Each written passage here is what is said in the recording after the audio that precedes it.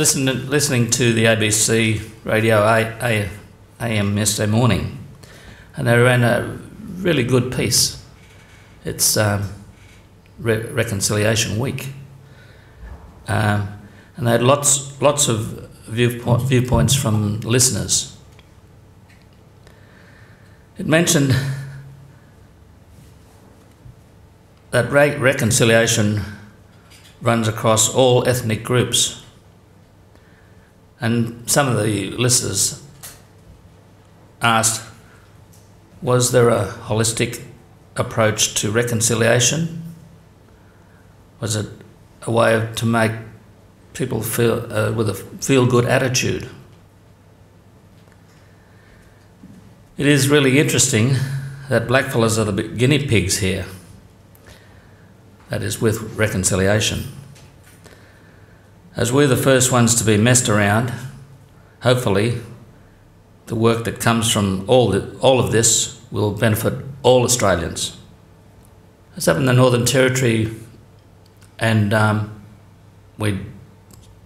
of Maningrida, we came across this sign kind of warning people that when you're coming here, take only it's the bark painting, because when you say bark with the two front teeth missing, you say park.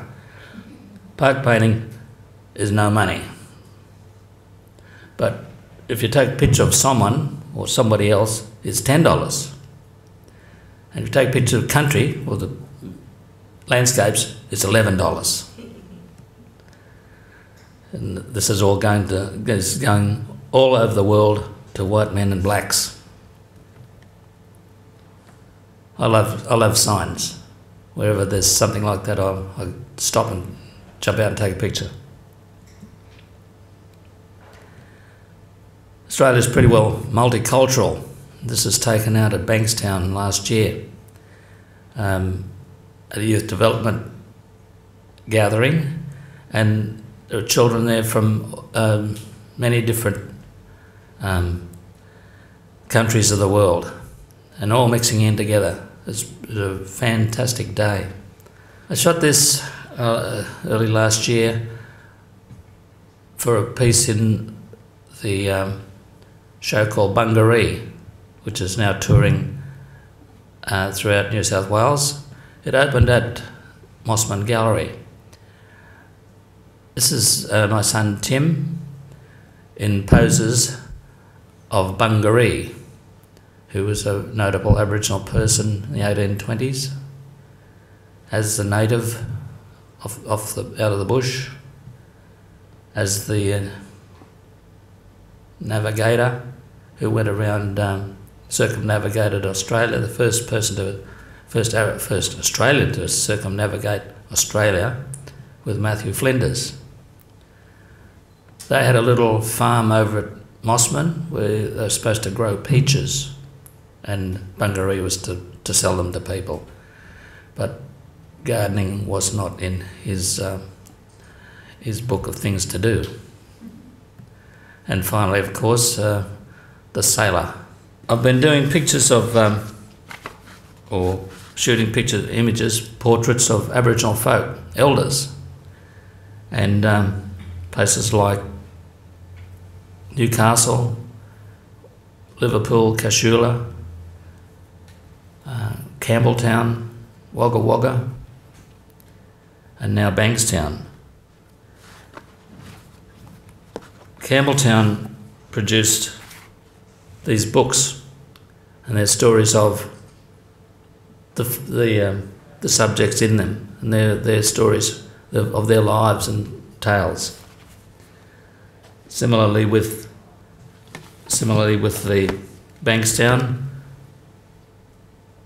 they've got this out as well. So, and they've got a lot of their own images of their lives and stories that they tell. I think it's a wonderful way of sort of dealing with life, whether they call it reconciliation or whether they call it something else. But it's very nice to share a lot of their lives with other folk.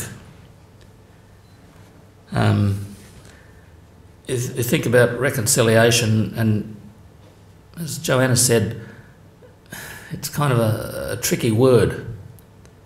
I always thought that could have had a better name, another name, but because all I can think about is balancing the books back in high school days. And these days I try to do what I can, but and wherever I go, I always try and tell a nice story and engage with people to get their stories. And maybe we can do this later. But, you know, as an artist, as a person, Australian, as an Aboriginal man, yeah, you know, you sort of think, wow, I'm mixed, I'm all of this. And I feel that like I've had a good life. There's been heartaches and stuff going on like everybody else, but I think I'd better wind up before I burst into tears. So thank you for your indulgence, and hope to see you all again sometime. And may I say, Mayu Yanana, which means, in language out there means travel safe.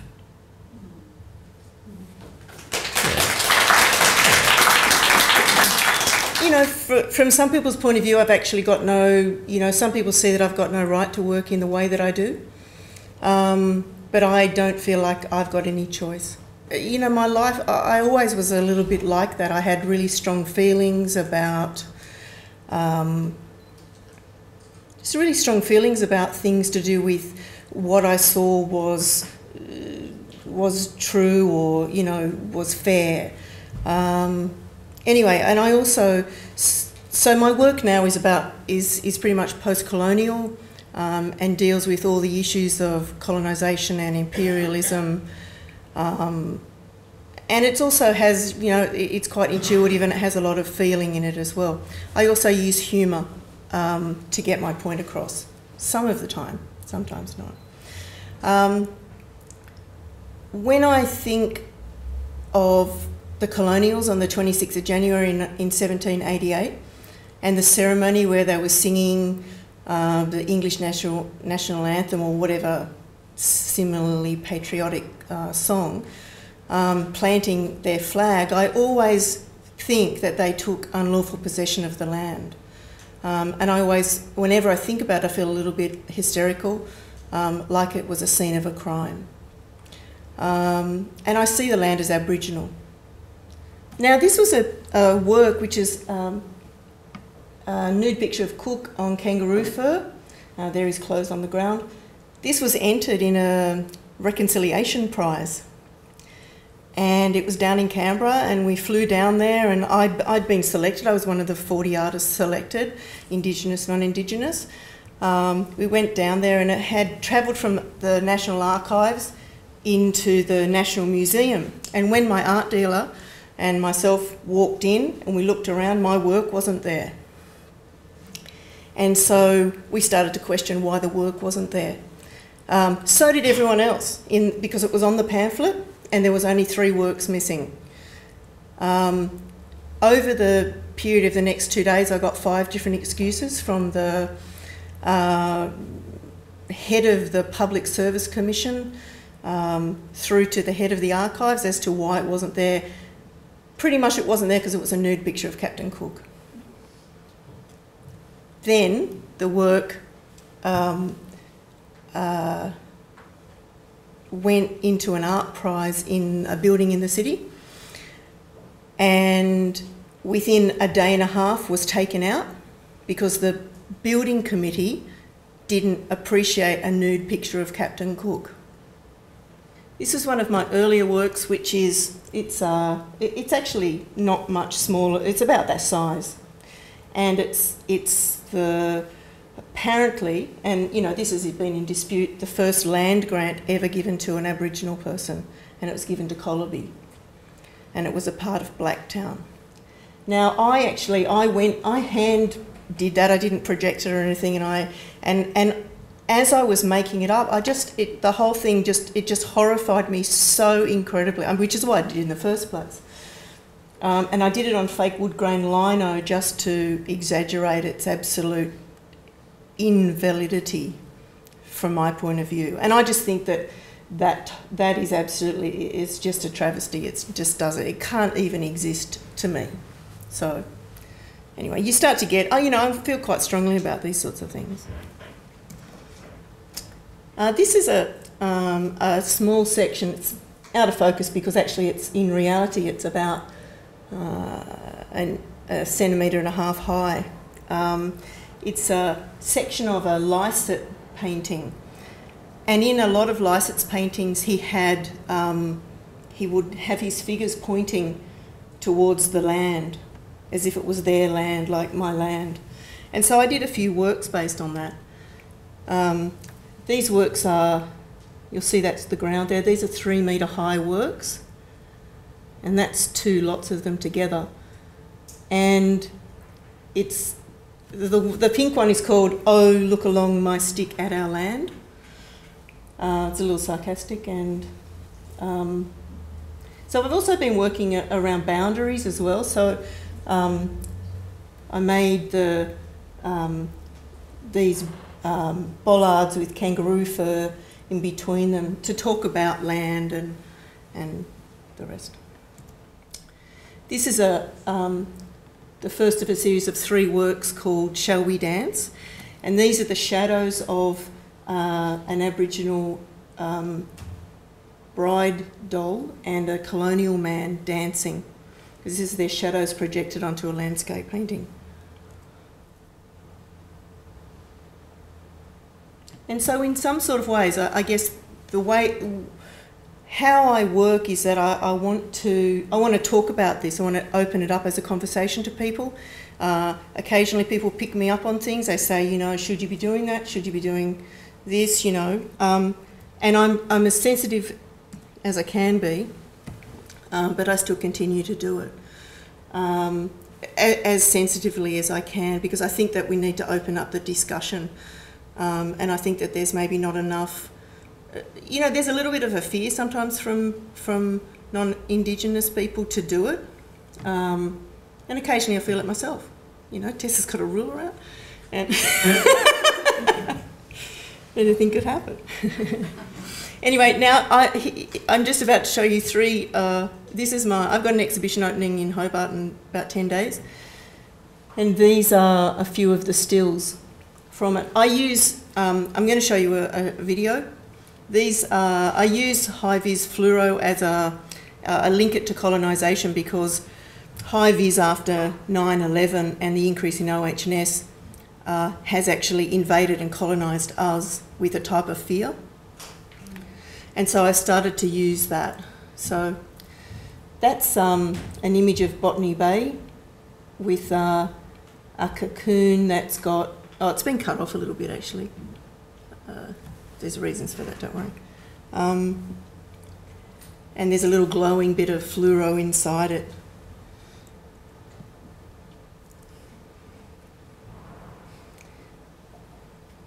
I think that one speaks for itself.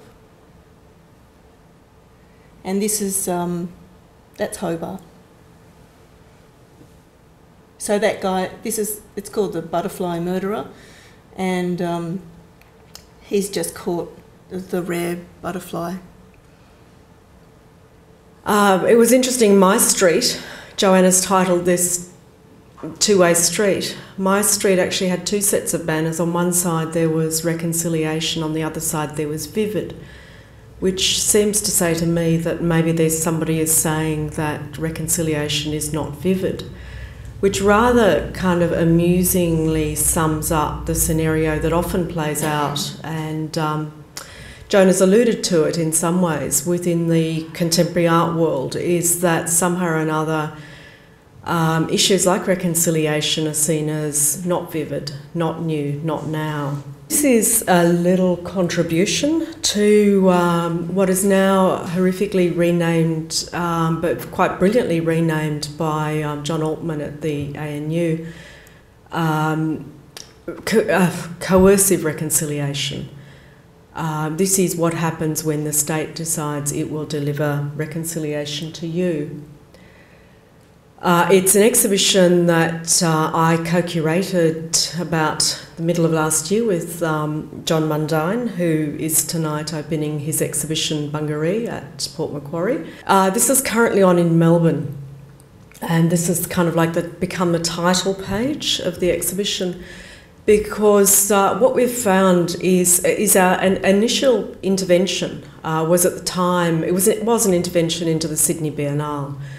And what we wanted to do was to tell artists, our foreign guests in the Biennale, that here in Australia, the artists they may be exhibiting beside may not have equal rights, may not be an equal citizen of this country. And of course, within an art context, the idea of an intervention is us celebrating our polyvocality, the freedom in the spaces, the way we can mix the difference between art, architecture, urban planning, for example.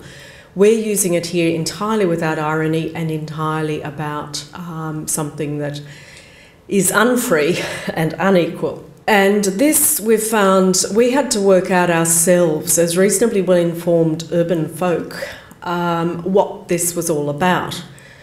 And we found many people do not even understand the basics, including people in Darwin. And the basics is this, the basics card that Brendan Penzer here has made an artwork out of, which is handed out at each of these exhibitions. And the verso of this little card, your basics card, says that the person in possession of a basics card has lost all their basic human rights, basic human dignity, and basic services. So you've forfeited all of this. The card is designed to shame, stigmatise and marginalise the person who holds it. Now, there are 13,000 Australians who have these cards. And that's quite an extraordinary... And then you start to think of, what is this about when there are so many people? And this is the play in the term witnessing. It starts to then have a far broader international meaning when you start to talk about art and human rights. And then you start to think of all of that modernist art which talks about these sorts of programs, state-enforced power on people. And what happens with these cards is you have to shop at certain places. And Rachel McDinney here is modelling her new basics gown. We still don't know whether or not you can actually buy art with your basics card, but basically you can buy flour, water, sugar and damper, which everybody will know have been the staples of the colonial diet and the staples of rations in the pastoral economy, of which people like great heroes like Vincent Lingiari were part of that huge economy. This particular exhibition that we've put together actually starts with, in a sense, a historical echo, because the ghosts, of course, are the ghosts of interventions past, starting with 1788. And there are two themes in the exhibition, the ghosts of the past, and the actual intervention itself. So that's the sort of curatorial dialogue. So the video work here in the foreground, just in this showcase as you come into the gallery by Deborah Vaughan, is actually a video she made in Martin Place in just a few years ago with the Apology to the Stolen Generations in 2008. And you can see as she pans around the video that most of those people there are actually crying. It's a slow motion video. And so that's really about the betrayal of people's hopes for reconciliation and about people having their hopes trampled into the ground by this sort of political cynicism and techniques of in a sense, political division, within playing out and acting out political positions. One of the main speakers, we also are collecting with this, so we see it as a bit as an archive. We're collecting talks where people have spoken, because what we're concerned about is that people within this government program are being silenced, and you don't get access to the media. In the Australian, there are 4 voices who are heard, and they're all voices who are fanatically pro the intervention. And this gets down to the role of the artist in catastrophe or in crisis, is the idea of being a visual witness. And she is actually describing the coming of the troops and the police to her community. This is the central hub of the Utopia communities. Khaki, of course, is the Australian military. And she says that most people, the immediate reaction was just pure horror. Most people thought that this was the stolen generations, that they had come for the children. And this is supposedly all being justified. So you can just imagine, to people, communities who are already traumatised, the cynical replaying of this trauma twice and what that actually means. Alison is a printmaker and runs Megalo Print Workshop in Canberra. And watches the Times, the Tenant Times, which didn't even report on the intervention, even though half of the community in Tenant is black. And this was, you've got the Australian Army in the main street. What's wrong with this picture here? What do you think is going on? And there's nothing in the local paper. The carcass, if you think of the Australian modernists, all of the endless carcasses, this is talking about terra nullius, which is that schematic sketch over it. Power bill, these are the commodities you again can buy with your basics, and at each venue there are usually discussions about the prices at the Foodland and how inflated they are. Fiona Foley, who's one of the ghosts of the Voices Past and basically of atrocities past. This is an earlier film, Bliss, and the poppies, cultivated poppies in Tasmania. And what she's talking about essentially the imperial opium trade, which flourished in Australia and most of the colonial countries from about 1860s, 1870s, and this was tied in with, of course, slavery and enforced slavery through opium addiction, and in central Queensland of Aboriginal populations, as well as imported Chinese and Kanaks.